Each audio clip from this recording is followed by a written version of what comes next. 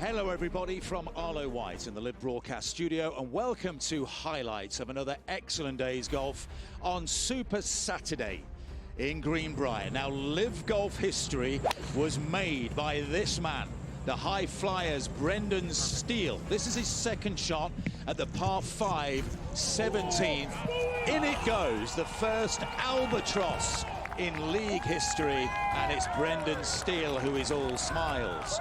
Cam Smith teed off at 18 today. He made a par there, then proceeded to card a 27 over the front 9 holes to briefly take the lead. This was his third at 12, an eagle for Cam there, but he was overall level par through his last 8 holes and his 3 off the lead. Brooks Koepka is seeking a 5th Live Golf title. No other man has more than 3. A pair of 64s for Brooks. He's 12 under par. That was his birdie putt at 18. But today was all about Jon Rahm, who is hunting a second straight win in the Live Golf League after his first victory at the JCB in the UK, and he's also hunting down Wako Niemann for the overall title of Live Golf League champion for 2024. A remarkable round of 62 today for Jon Rahm. That was his second into 17. This is his tee shot at 18. And you wouldn't bet against Jon Rahm going back-to-back and taking a lead into the final regular season event in Chicago in 3 weeks' time, seeking a first prize of $18 million. And he rounded things off superbly with a birdie putt at the first, an 8 under par 62 today. Jon Rahm will take a 2-stroke lead into Championship Sunday. Ripper lead the team comp by 1.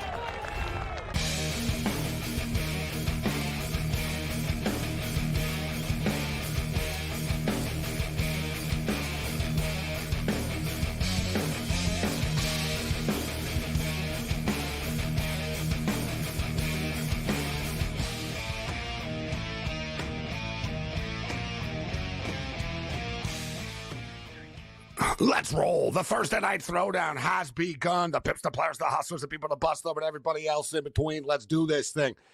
We've got a locked and loaded, stacked show. A lot of stuff to unpack and break down this evening. Let's start off with what's going on live right now as we speak. The Chicago Bears continue to look great in the preseason. Doesn't mean they're going to look great in the regular season, but they've been a dominant preseason team, and they're dominating the football game. Right now, the total closed at 32. It was low, but we're 26-7 to the under through the preseason so far. So that's why the under was so low, 20-7 at the half right now for the Bears. We're on the Bears, and we're also on the under. So it's a good news, bad news. 10-7 Colts and Bengals right now. They're late in the third quarter of play. The Colts closed as 6.5-point favorites because they were starting their starters.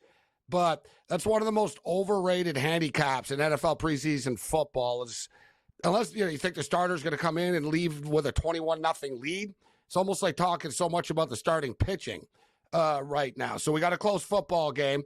We're on the Bengals plus the 6.5. We're on the under 34.5. Both these plays looking good right now, although the Colts are moving the football as we speak. We'll get into some in-game action. I want to smash one of the TVs in front of me right now watching this CFL football game this evening. The Toronto Argonauts are setting a new level of incompetence.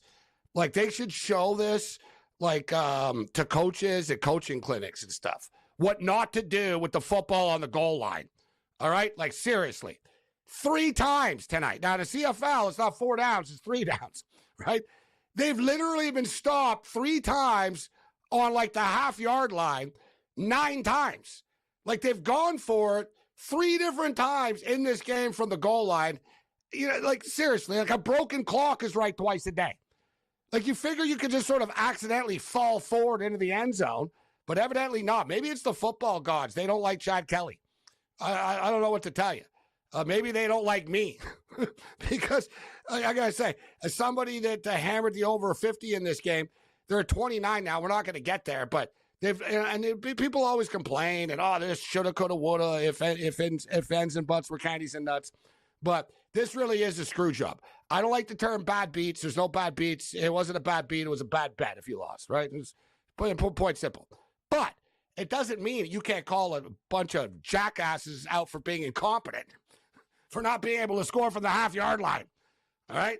So, people get frustrated watching NFL preseason. You want to get frustrated, watch the Toronto Argonauts play football. Oldest professional sports franchise in North America, I might add. Countdown to kickoff is on college football. I did a video earlier today. We're fired up. We got Georgia Tech and Florida State kickstarting the party. We'll talk about these games tonight. Brent Beard joins the rotation once again tonight. Brent's been off for about 6 weeks or so, but of course, he's one of our college football guys, Heisman Trophy voter, First Coast News college football analyst, big SEC, ACC guy. He's in Jacksonville, in Florida, so we talk college football tonight. We're going to talk some PFL fighting tonight. In fact, we're going to get into Ngannou. Ngannou stepping back into a cage, but we got the PFL playoffs going on. Big money at stake too, man. $1 million to the winner in each weight class. Some serious stuff. We got one of the best in the business. Ian Parker's going to step up at him. We'll break down the card tomorrow night from Washington, D.C. So as I stated, we've got a full house. Dave Delano will throw it down with us. We'll get some college football futures, week 0 picks, NFL football, and of course Major League Baseball. Speaking of which, the Mets are up on San Diego right now. Big-time game for both these teams. San Diego smoking hot. Met fans go all over the place. So there's a great atmosphere tonight at Petco. Mets are up 1-0 right now in the bottom of the second inning.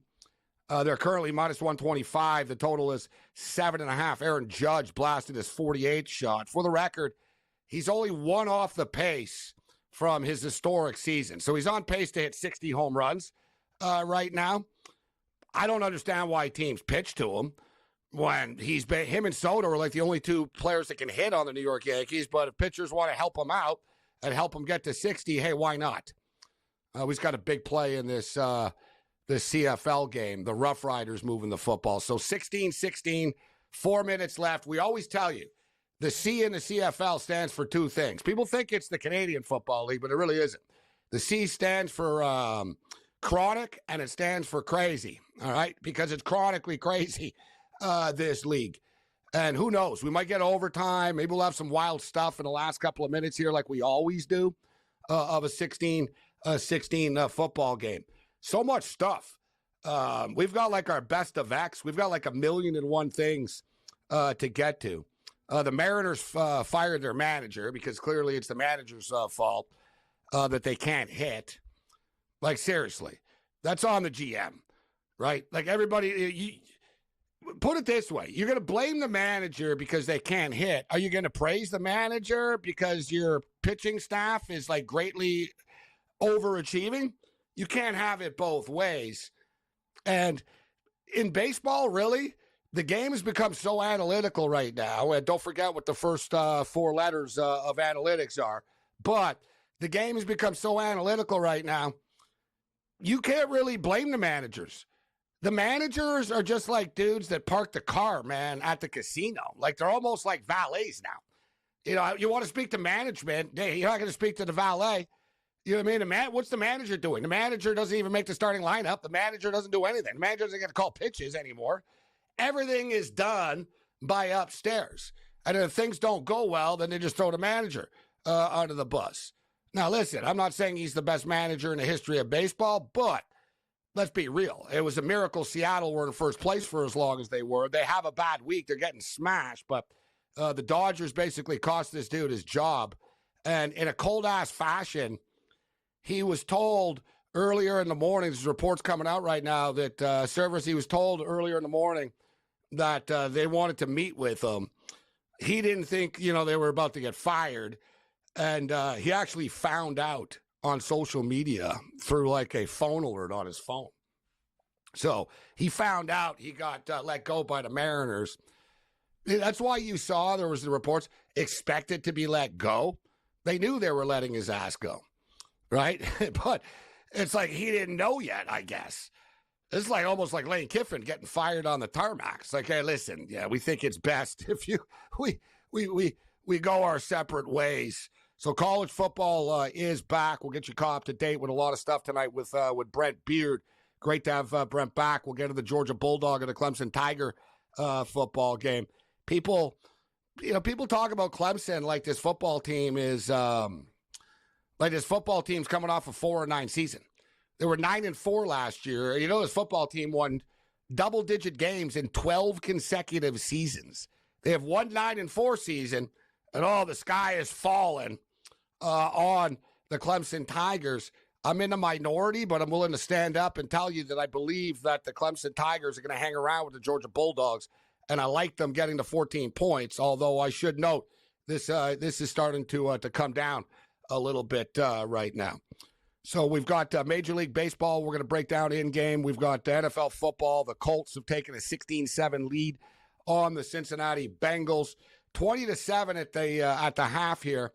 And last night we talked about these games, and we were talking about how we've been crushing the unders in the preseason, but that 32 is freaking low, and the Bears have been really good in the preseason. Like, their backup quarterback play has been spectacular, and they've just been bringing it. Like I said, there's no correlation between the preseason and the regular season in the NFL. Sometimes teams go 4-0 and have a good year. Sometimes they can go 0-4 or 0-3. The Bears happen to play 4 games this year, but the Bears are balling in the preseason. That 32 was kind of a low number, especially considering the Chiefs are a pretty fun team in the preseason. Andy Reid will entertain the fans a little bit. I just want to warn people as well that any other talk show host out there that do a show sitting down and are giving picks, this is my bit, all right? Stay away. That's my bit.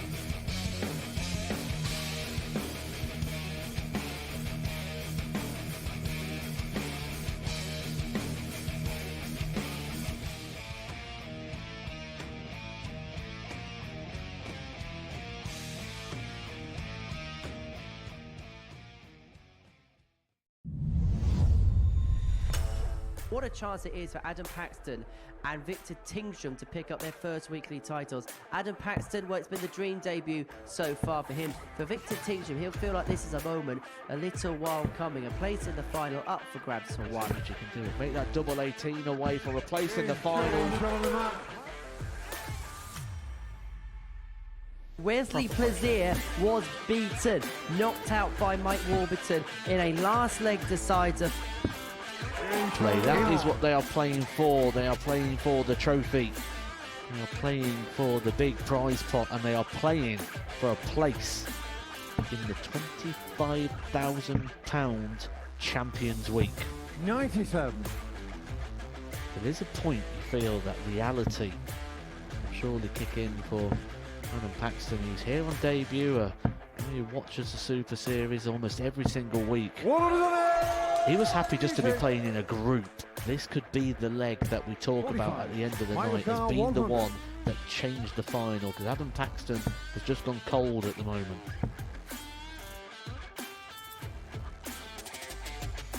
Bang on cue. He doesn't just get 2, he gets the lot. Adam should take out the 16 out. If not, Mike's just behind him. Shot on the 5th leg. Can Paxton deliver one of the biggest moments of his career so far? He can. Double 12.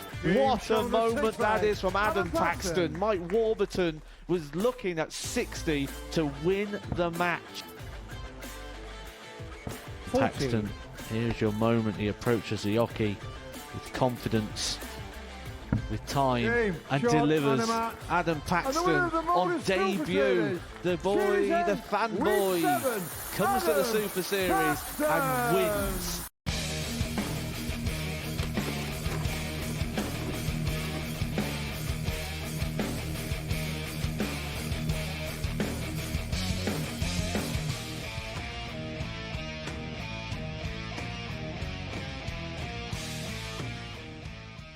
All right, let's do this thing. This is Sports Rage. I am Gabriel Morency, and the frustration of this football game continues. Chad Kelly just threw an interception.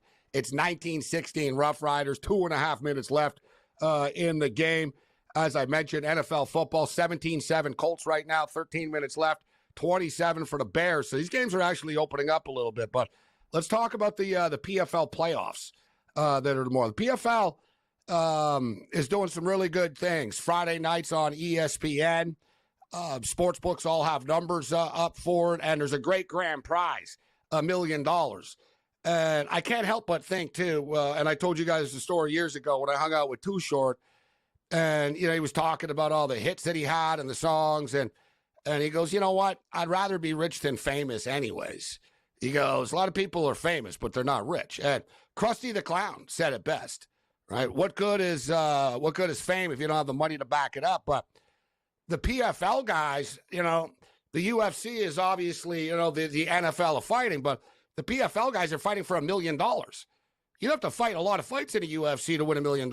And you'd have to be like champs aren't making that. Like some of them, you'd have to be a big time name. So like the PFL, and we got Ngannou, who of course signed with the PFL. He's going to be fighting in October. Let's bring in Ian Parker, who's been crushing it at the book, crushing the PFL picks. Ian, welcome to the Rage. Thanks for joining us. My pleasure. Love what you guys do here. I'm ready to rock.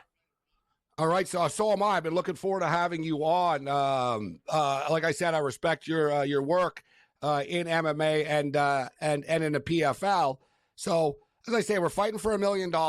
We have a fighter fighting tomorrow in Washington. It's already won the $1 million tomorrow. But I'll just sort of get right after it as a whole before we go through the fights.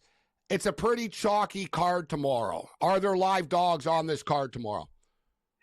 The tricky part when it comes to betting with the PFL is that there tends to be a lot of chalk. There's no question about it. So what I try to do, I try to provide the fans and other people that are seeking the betting advice, know these fighters and understand the format. Because in the first two fights of the season, there's points involved. There's a sense of urgency. That's the time to bet your unders, your inside the distance, your TKOs, KO subs, etc.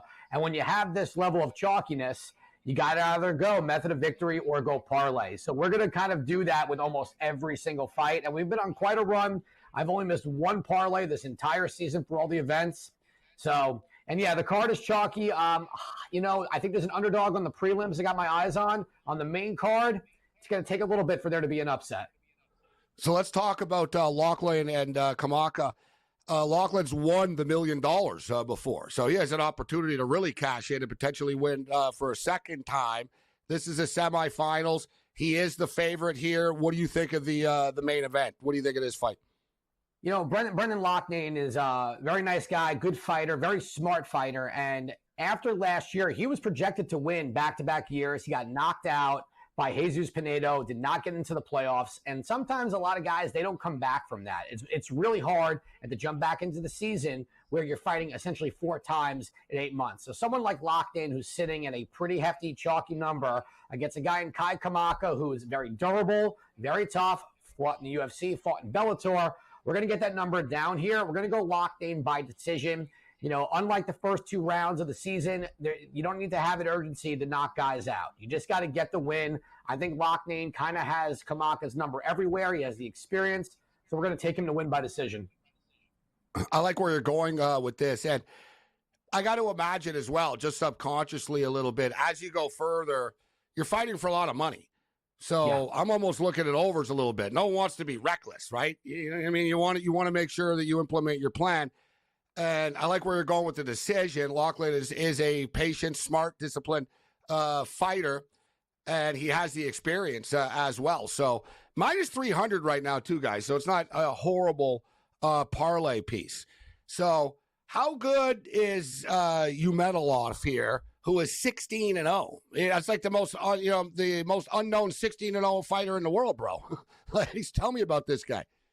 He is someone, Umenilov is someone that if you put him in the UFC, he would be top 10 in the weight class. He carries the power of Thanos in his hands. He touches your chin, you go to the shadow realm. He also has that Dagestani wrestling background he could fall back on. He's fighting someone in a Gracie, and if you know that last name, and if you don't, you're living under a rock. He's got the jiu-jitsu background.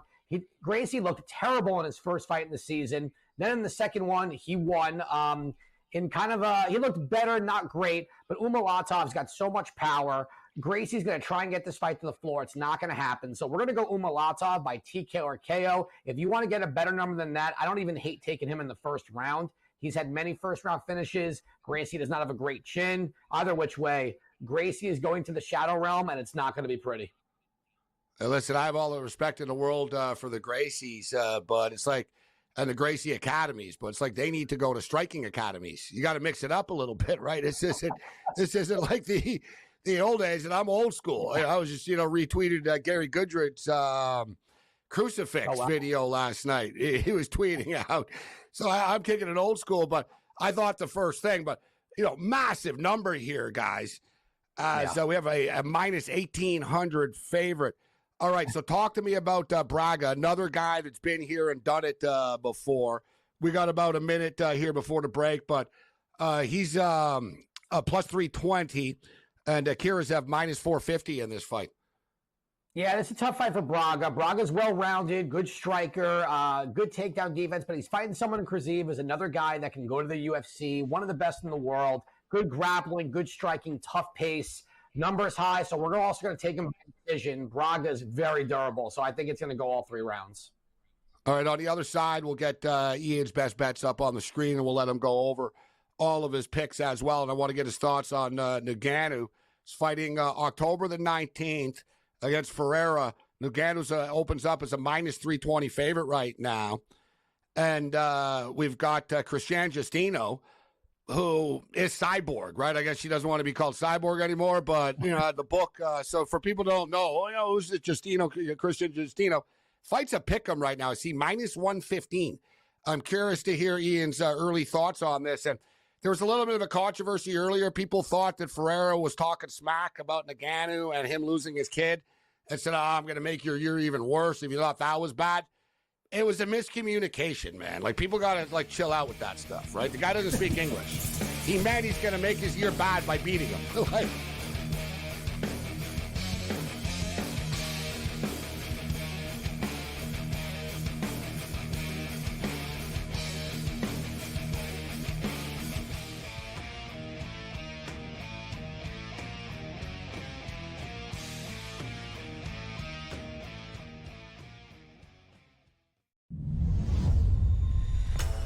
What a chance it is for Adam Paxton and Victor Tingsham to pick up their first weekly titles. Adam Paxton, it's been the dream debut so far for him. For Victor Tingsham, he'll feel like this is a moment, a little while coming. A place in the final up for grabs for one. You can do it. Make that double 18 away for a place in the final. Wesley Plaisir was beaten, knocked out by Mike Warburton in a last leg decider. Play. That is what they are playing for. They are playing for the trophy. They are playing for the big prize pot, and they are playing for a place in the £25,000 Champions Week. 97. There is a point you feel that reality will surely kick in for Adam Paxton. He's here on debut. He watches the Super Series almost every single week. He was happy just to be playing in a group. This could be the leg that we talk about at the end of the night as being the one that changed the final, because Adam Paxton has just gone cold at the moment.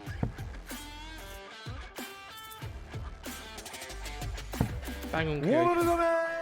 He doesn't just get 2, he gets the lot. Adam should take out the 16 out. If not, Mike's just behind him. Shot on the 5th leg. Can Paxton deliver one of the biggest moments of his career so far? He can. Double 12. What a moment that is from Adam Paxton. Mike Warburton was looking at 60 to win the match. Paxton, here's your moment. He approaches the Aoki with confidence, with time, and delivers. Adam Paxton on debut. The boy, the fanboy, comes to the Super Series and wins.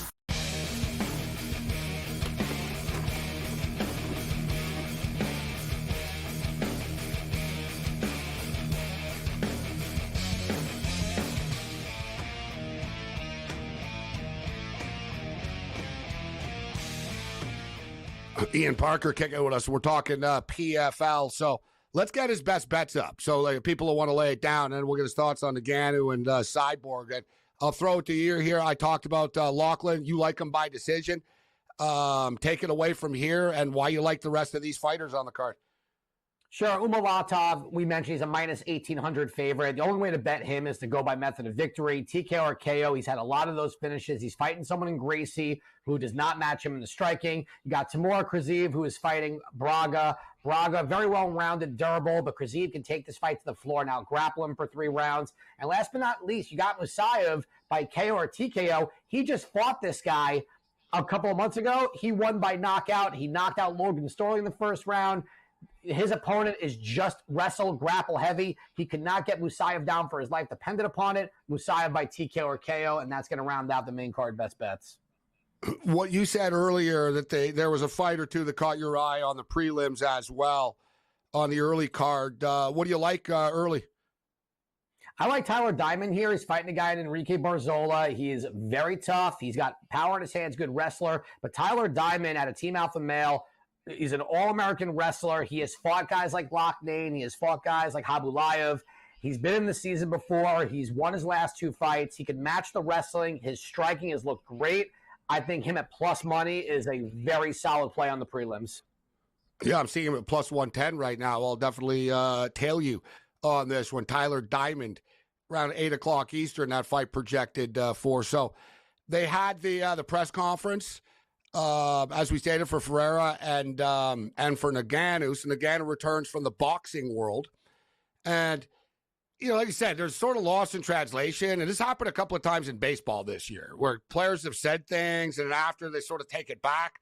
But then also it's like, wow, I used to cover a Major League Baseball team in the Montreal Expos, and none of them would speak English to the media. You'd be surprised, though, if you were a hot girl. Suddenly, she'd be like, man, this guy speaks English fine. Right? So it's sort of one of these deals after, I was lost in a translation. But like a lot of people thought, did you think it kind of came across like, bro, you just called his kid out passing away? I mean, the translation was that bad. That's exactly what it sounded like. But I'll tell you, I was there on site doing commentary for them last week. I met Henan Ferreira. It's not for him. He's a sweetheart. He's a really nice guy. He trains out here at American Top Team. He's very respectful. So when I saw the translation, I had a feeling that was not what it was, because that's just not his style. He's not the trash-talking type. And Francis is not the guy you trash talk to unless it's a John Jones thing, because Francis is just as respectful as it gets. So yeah, such a nice guy. Yeah. Oh, so nice. That translator should be fired immediately, though. And he's doing you a favor by fighting you. That's another thing, too. Ngannou can say, I'm not even fighting. Like, he's doing you a favor by even letting you in the ring with him. Francis doesn't need to do this. Francis made so much money in that Tyson Fury fight and then the Anthony Joshua. I think for him with MMA, I think this is him doing right by the PFL. PFL and him are working hard together to PFL Africa. And you know what? Francis, this is a good fight for him. I like that. Don't you, though? He's owning his word. Like, he signed with PFL and he told him, listen, I'll do this, but I got these big boxing matches. Yet he's owning his commitment. He's coming back and he's going to fight. And like you said, I think he owns a little piece of them now, etc. And he's promoting, the PFL Africa. So I respect him. And what do you think about Cyborg? Does she still have it after all these years? Oh, yeah, she still has it. She won her last boxing fight. Her last MMA fight was last October, where she knocked out the #1 contender in Bellator. The thing about Chris Cyborg is she's phenomenal everywhere. Outside of Amanda Nunes, there's no other female on this planet that can compete with Cyborg. She's got the strength. She's so skilled. She's so tactical. She's just very efficient. She's accurate. And she keeps getting better. She's like the ageless wonder in this sport. She's been around forever, and she's not slowing down. Yeah, you know what? Sort of like Fedor, the female Fedor, right? They didn't want her in there at that time because she was such a killer. But good for her that she's still rocking after all these years. Hey, great stuff, Ian. I enjoyed this. Let's definitely do it again. Where can people find you online? I know they see you on ESPN, ESPN Bets, but where can people find you online as well? Yeah, you can grab me on Instagram or Twitter at Ian Parker MMA. You can check out my show on ESPN, UFC Best Bets, and on the PFL pre-show with Jonathan Coachman. We're doing it all. Every organization, we're betting it. We're taking it to the pay window. That's what we do. Hey, awesome stuff. We love it. Keep up the great work, man. Thanks a lot for taking the time to be us. Look forward to doing it again. Appreciate you guys having me anytime. There's Ian Parker with his great stuff with Ian. I enjoy talking about the PFL. I look forward to betting this card tomorrow. We've got a wild ending in the CFL game because I told you guys, why wouldn't we? It's 19-19 with 26 seconds left, and the Rough Riders are punting from their end zone.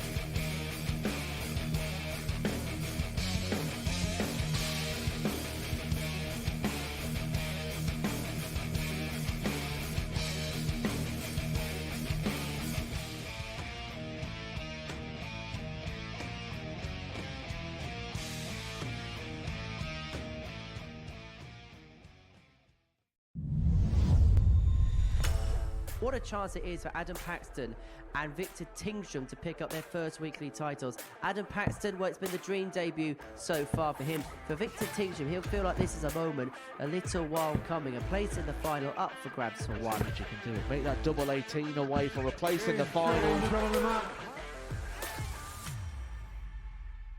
Wesley Plaisir was beaten, knocked out by Mike Warburton in a last leg decider. Play. That is what they are playing for. They are playing for the trophy.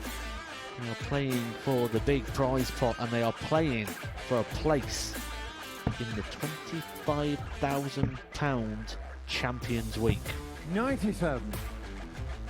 There is a point you feel that reality will surely kick in for Adam Paxton, who's here on debut. He watches the Super Series almost every single week. He was happy just to be playing in a group.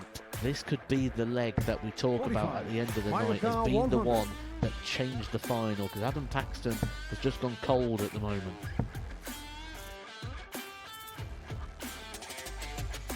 Bang on cue. He doesn't just get two, he gets the lot. Adam should take out the 16 out. If not, Mike's just behind him. Shot on the fifth leg. Can Paxton deliver one of the biggest moments of his career so far? He can. Double 12. What a moment that is from Adam Paxton. Mike Warburton was looking at 60 to win the match. 14. Paxton, here's your moment. He approaches the hockey with confidence, with time, and delivers. Adam Paxton on debut. The boy, the fanboy, comes to the Super Series and wins.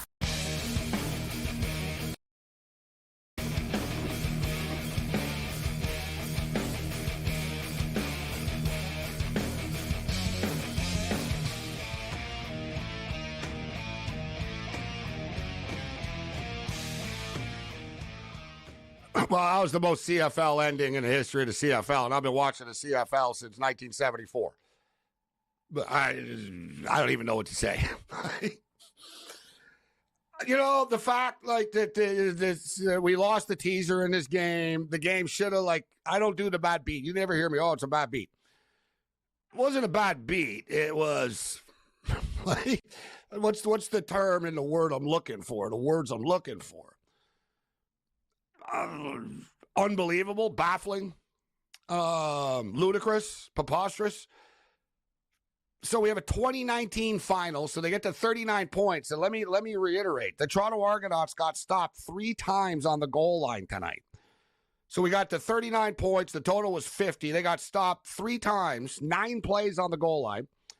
And in typical CFL fashion, I don't know, like, it was a miracle. Like I said, like, that they won the game even, but they get the, like, they kick the field goal, 19-19. The Rough Riders go backwards. They got, like, penalties. They go backwards. They pin themselves, like, on the goal, on their own goal line with, like, 20 seconds left, and they've got a punt from their own end zone. Whatever, dude. They punted the ball out of their end zone, and the Argos, like, caught it and returned it to the 35. So it was like game, set, match, pretty much. The Toronto Argonaut kicker missed the field goal to end the game, but in the CFL, you get a single point if it's not returned out of the end zone.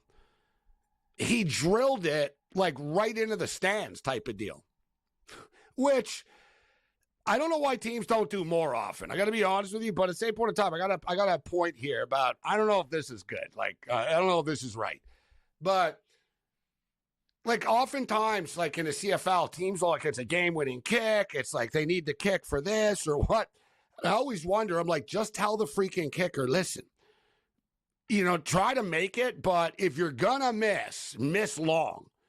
You know what I'm saying? You tell the kicker, wink, wink here. And clearly the Argonauts did this right now because he smoked it. And that's clearly where you tell the kicker, listen, it's a 42-yarder here, bro. Just kick it as hard as you effing can. Like, it'll go through the end zone, and they can't return it. And we'll win the game by 1 point. That's just what happened. So the Argos just won a football game with a total ineptness of then being stuffed on the goal line 3 times, 9 plays. And then They get gift-wrapped a field goal to win the game, and they miss the field goal, but they win the game because the ball goes out of bounds. It went right through, like, into the stands.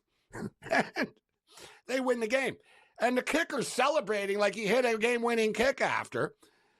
And it's like, bro, and listen, I'm not here to tell you that I think we should eliminate the single point in the CFL. And I don't understand why teams don't use it more, like in a punt situation late. Just get the damn point and sort of like, the last team to do it was like the Argos. It was like 12 years ago or something. I remember it was a tie game, and they punted the ball from like little past midfield. And they had a good punter, and he drilled it through the end zone, and they won a game by 1. And that's fun. That's like CFL style. You know, you punt it from like 70 yards, and we can't return it. God bless you. You win the game by a single point. I don't think that a team should be awarded a win for drilling a missed field goal through the end zone. I wish the NFL had these rules. Scott Norwood and the Buffalo Bills would be Super Bowl champs right now. Would be, look, it went out of bounds. We win. We win, don't we? Actually, no, we wouldn't have. We would have tied the game with a single point. We lost 2019, which incidentally was the same score tonight. Wild stuff, huh? I'm just speaking out loud here, and this just all came together.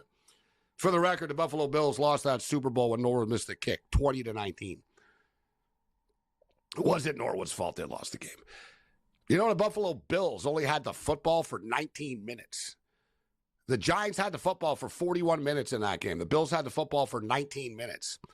And I know, whatever, I remember all this stuff, but like the Bills, they set a Super Bowl record by scoring a point a minute. Right? They had the ball 19 minutes, and they scored 19 points. It's like, yeah, it's pretty good, guys, but, you know, that's like the whole thing. People want to talk about, you know, oh, Scott Norwood and stuff. It's like, dude, it wasn't Scott Norwood. I watched the damn game, trust me.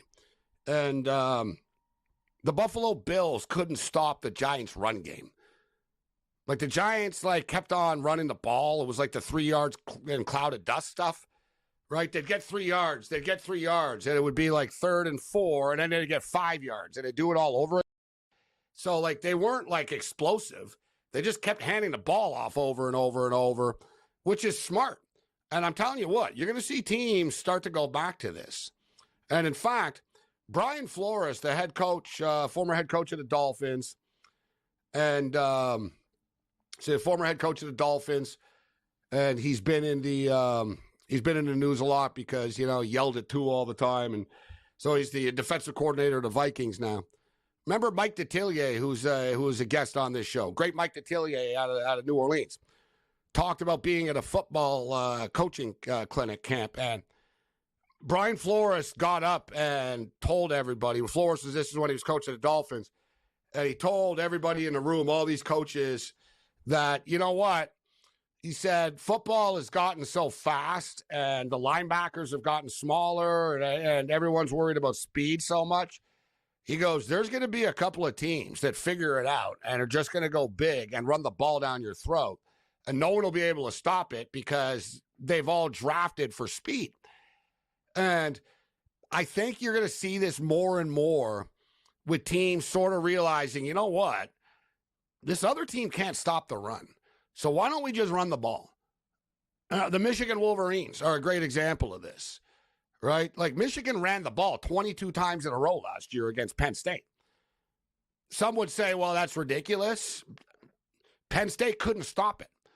So why would you, like, change it, right? Michigan would run the ball for 6 yards. They'd run it on second down. They'd get another 8 yards. Like, it was just constant, like, chunks of yardage in a row. So you're not going to go away from it.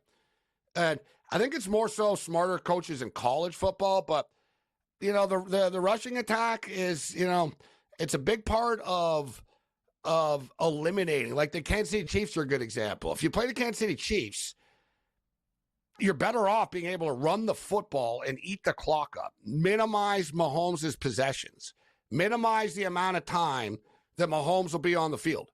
Like, when the Buffalo Bills were facing the New York Giants, dude, the Bills murdered, like, the Miami Dolphins, who are really good, with Dan Marino.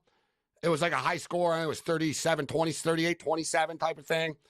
in a divisional game. Then it was the AFC Conference Championship game. They beat the Raiders like 51-3. Like the Bills did. Like the Bills were on fire and murdering teams. And the Bills were favorites against the Giants. They were like 6-point favorites, I think. 6.5-point favorites. 7.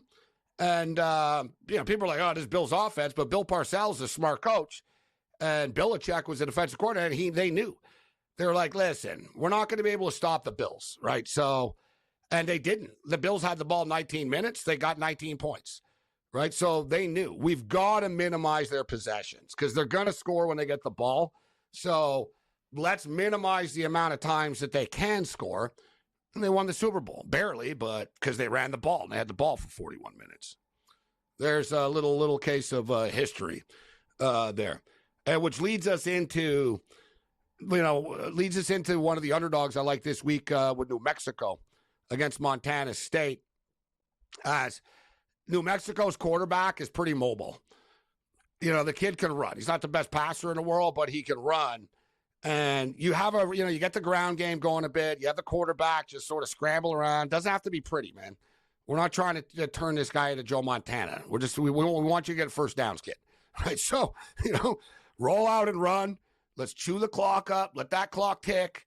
And I think New Mexico can stay within the points. Speaking of staying within the points, man, the Bengals are getting 6.5 points in this game. They're down by 6 right now with $1.54 left. Odds maker sharp as a rusty nail.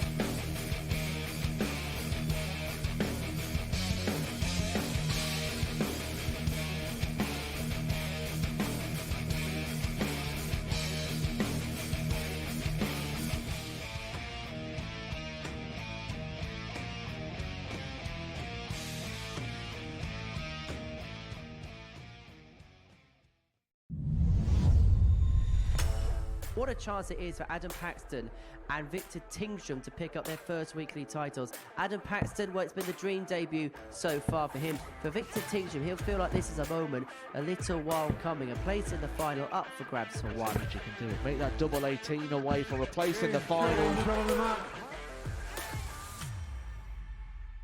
Wesley Plaisir was beaten, knocked out by Mike Warburton in a last leg decider. Play. That is what they are playing for. They are playing for the trophy. They are playing for the big prize pot, and they are playing for a place in the £25,000 Champions Week. 97. There is a point you feel that reality will surely kick in for Adam Paxton, who's here on debut. He watches the Super Series almost every single week. He was happy just to be playing in a group. This could be the leg that we talk about at the end of the night as being the one that changed the final, because Adam Paxton has just gone cold at the moment.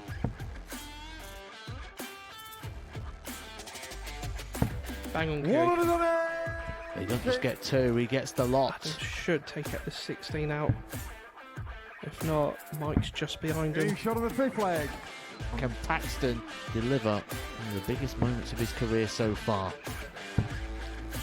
He can. Double 12. What a moment that is from Adam Paxton. Mike Warburton was looking at 60 to win the match. 14. Paxton, here's your moment. He approaches the hockey with confidence, with time, and delivers. Adam Paxton on debut. The boy, the fanboy, comes to the Super Series and wins.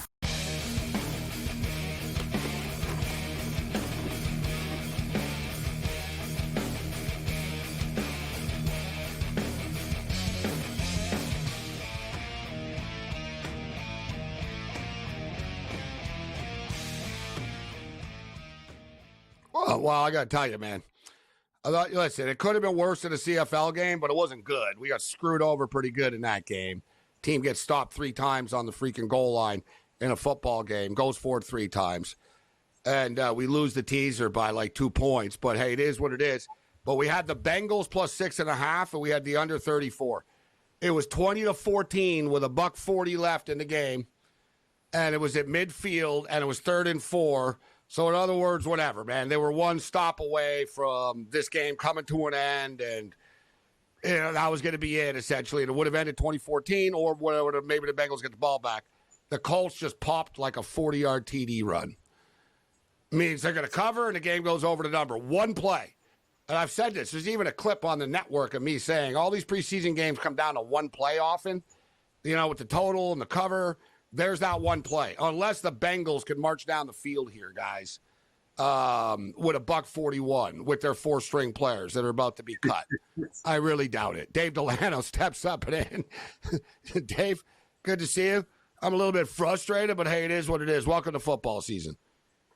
Yeah, and I got to tell you, I was talking to a buddy of mine, Sean Higgs. I told him I was going to be on with you today. He told me to tell you hello and also bear down. Yeah, well, you know what? Sean became a social media star yesterday.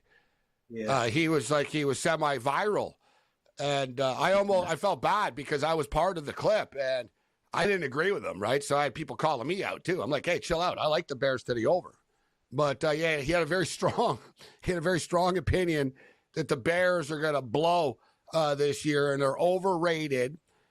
Listen, they've looked great in the preseason, but that doesn't mean it's going to carry over, right? I talked about that earlier. There's been teams that have been 4-0 in the preseason and have been terrible in the regular season. But with that being stated, they are in they've looked good. And Caleb Williams has looked good when he's been on the field. They open up with the Titans. How do you feel about the Bears win total at 8.5?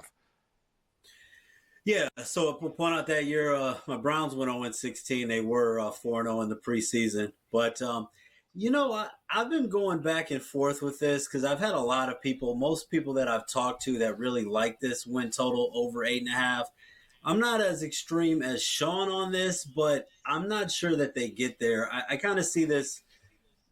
I think that the line's about right. I think that this is 7. Maybe they get to 8 wins. I don't think that they get to 9. But really, I think these first 4 games are really going to tell us a lot. I mean, on the Bears' schedule, because I do think that they're going to get better as the season goes along. It'll be interesting. We see from Caleb Williams. I mean, that Houston game on paper, I mean, you're expecting that to be a loss. But even that Titans game, not many people giving the Titans a chance. But, first real NFL game that matters for Caleb Williams. I mean, the Colts and the Rams are also nothing to sneeze at either. They could come out of that 1-3, but if they can, really, I think if they get to 2-2 starting off or 3-1, I think they'll definitely cruise to the over. But I think those first 4 games are going to tell us a lot. And I think that the Bears are going to be close. I think they're going to be a lot closer than Sean does, but I actually think they're going to be on the under. They're going to fall below 8.5 win. I wish it was 7.5. Yes, instead of 8.5. So, I mean, they have to have a winning record. I know you can play 8.5. You'd have to lay juice, but they have to have a winning record. But one thing about the Bears, and there's been so much talk about Caleb Williams and the offensive additions that they have a very good defense. You could argue it's a top 5, top 7 defense in the National Football League. They won 7 games last year with very poor quarterback play. I do believe that Caleb Williams is going to play well, but as you say, you look at their schedule, and I don't know. I don't really find anybody really has an easy schedule anymore. It is what it is. I think we talk about these schedules. I get it. You got a last place schedule, first place schedule, and where you finish. But if you look at it, it's sort of like winnable game, tough game, winnable game, tough game. It's like it alternates. But there's a couple of winnable ones. I personally think they beat Tennessee.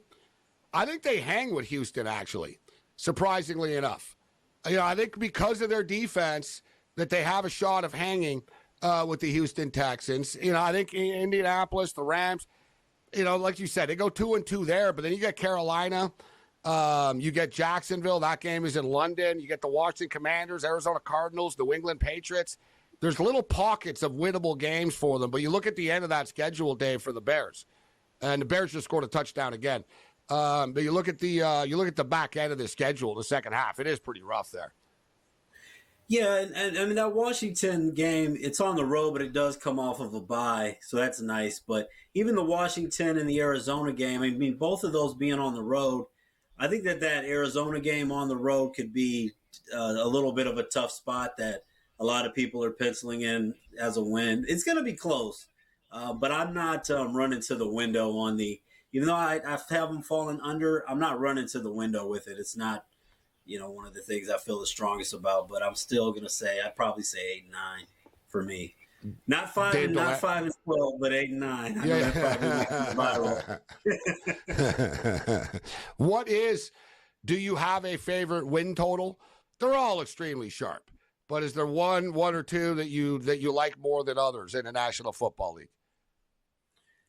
I like the Cowboys. I saw for a while there, Bet Rivers actually had a 9.5 up. Most places it's 10, but I know the last couple years they've won at least 12 games. I do like the Cowboys over 10. I also like the Eagles. A lot of people down on the Eagles, but I like the Eagles 10.5 as well. And in the NFC East, I also like looking for a team that I don't feel highly about. The Giants win total under 6.5. Those are all a few that I like. And honestly, just so not being biased there, but my Browns at the 8.5, it looks low, but when you look at the schedule, I don't really feel too good about Deshaun Watson. I'm not betting it, but I feel like this could be a bit of a disappointing season for the Browns. Just Watson's played 12 games over the last 3 seasons. Favored week 1 by 2.5 points against the Cowboys so far. I'm not sure about that. And as good as the Browns were at home last year, I mean, some of the home games this year, the Chiefs, the Dolphins, they got a tough schedule. So the Browns could be looking at an under. Browns, listen, the Lions are in a little bit higher of a spot right now than they are, but as soon as these teams are expected to do well, that's when they don't. That's what's tricky about it.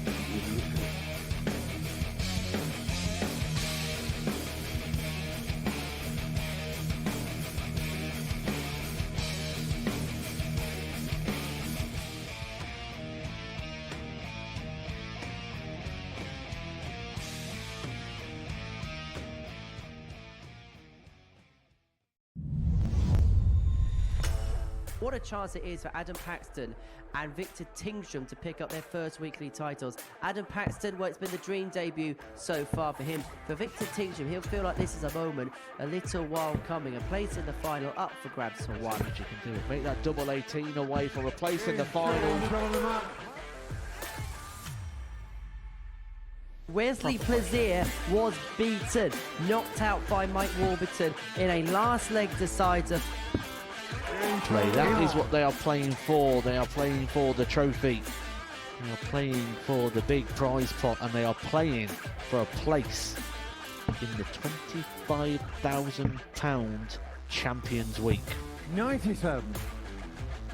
There is a point you feel that reality will surely kick in for Adam Paxton. He's here on debut. He watches the Super Series almost every single week. He was happy just to be playing in a group.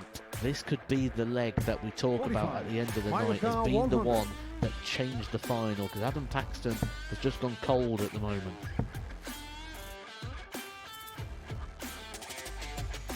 Bang on cue. He doesn't just get 2, he gets the lot. Adam should take out the 16 out. If not, Mike's just behind him. Shot of the 5th leg.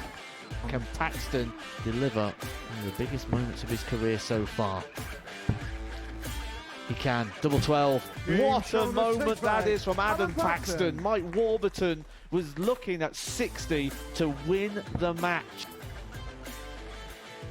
14. Paxton, here's your moment. He approaches the hockey with confidence, with time, and delivers.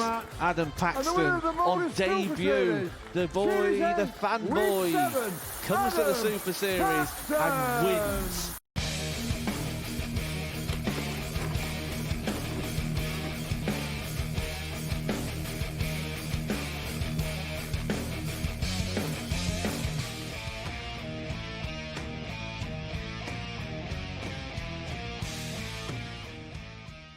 This is SportsRage. Gabriel Morency. We're kicking it with Dave Delano right now. And Dave was just talking about the Cowboys a couple of minutes ago. I figured let's talk about the Dallas Cowboys. No one in the media ever does. So, but all kidding aside, a lot of people are sort of downer on the Cowboys, in the betting world, and, people about the division. It's like, oh, Philadelphia's going to win a division. You just said before, you're not very high on the Giants. Neither am I. I think the Commanders are going in the right direction, but they're a year or two away. But I am a Dan Daniels and Dan Quinn fan, so I think they got the right foundation in place there. So it's a two-team race here with the Dallas Cowboys, but you got a lot of drama in the Big D, as always, right? So the CeeDee Lamb stuff, Dak Prescott without the contract. They still have to play football. I get it, and I don't think they're going to lose every football game they play in, but I think the Philadelphia Eagles are better than the Dallas Cowboys are, and I like the Eagles to win the division. What do you think? Yeah, I like the Eagles to win the division as well. So I agree with you on that. I know the odds are always changing. When I looked at it, I felt like the odds, just juice-wise, were a little bit better to take the Eagles go over 10.5 wins than to win the division. Even though I think that they win it, I think that they're going to need to get to 11 wins at least to win the division, because I still think that Dallas is going to have a good season. Not expecting much from the Giants at all. Washington is going to be interesting. If there's a team that could make a surprise there, it is possibly the Commanders. But I agree with you with the Eagles, and that's why that is something that I have officially bet is their over win total. I am high on the Eagles this year. One thing that I'm a fan of, the prop that you can bet the top two teams in a division in any order. But the Dallas Cowboys and the Philadelphia Eagles are minus 230. Yeah, but I'd be pretty freaking shocked and surprised if the Commanders or Giants were the second place team or first place team in this division. So, you can't parlay the two of them together with the top two, but you could parlay it with something else if you wanted to. But with that being stated, I like the NFC North one and the NFC South one as well. So the NFC North, you can get the Detroit Lions and the Green Bay Packers to be the top two teams in the division at minus 110 in any particular order. It doesn't matter. And you look at the NFC South, man, we know the Carolina Panthers aren't going to be in the top two, okay? They won two games last year. Even if they get twice as good, that's 4. If they triple their outcome, it's 6. So, and I'm not expecting that. I think they're going to be terrible again. The New Orleans Saints, I'm not expecting much from the Saints, Dave. The Bucs basically bring back the same team. And, to me, the Bucs will win 8-9 games. You know what I'm saying? They'll be right there. And I am sort of I don't think the Falcons will be bad. I don't think the Falcons are a 12-win team. But where I'm going with this is we're even getting plus money. Atlanta Falcons, Tampa Bay Buccaneers to be the top two teams in the NFC South, plus 110. What do you think? Possibly. I do think, even though I'm not high on the Saints, when I look at that Saints and Bucks, I could potentially see the Saints messing it up there because, you look at that, you could see it coming down to the last week where one of the team where maybe the Bucks are 8-8 and the Saints are 7-9. I think that's going to be a little tough. I do like that overall, but I do think that the gap between the Saints and the Bucks may not be as big as we think. That division is never. Nobody in that division is ever really a shoo-in by any means. Well, the Bucs, I find that better. I think the Bucs are a little. I think they're a little bit underappreciated. We consider they've won 3 division titles in a row, right? They lost Brady. They've kept it going. They were in that football game last year with the Detroit Lions in the playoffs, right? So now Baker Mayfield has his money. I don't think he's just going to be terrible suddenly now because he got paid. You got Godwin, injury prone. You got Evans back. Like I said, you have basically the same team back. And the thing with the Bucs, their schedule is tough though. By winning the division all the time, right? Being that first place schedule, it's a little trickier for them.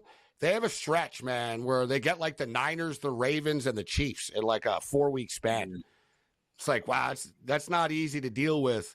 But I think the Saints are completely just going to implode this year. I think by the end of this year, Spencer Rattler will be the starting quarterback. Carr will get hurt or whatever. They'll be terrible, I think. And like I said, I think Rattler's the future. So we'll talk some more NFL, college football on the other side. We'll see if Dave's got any picks for week 0, which is rapidly approaching.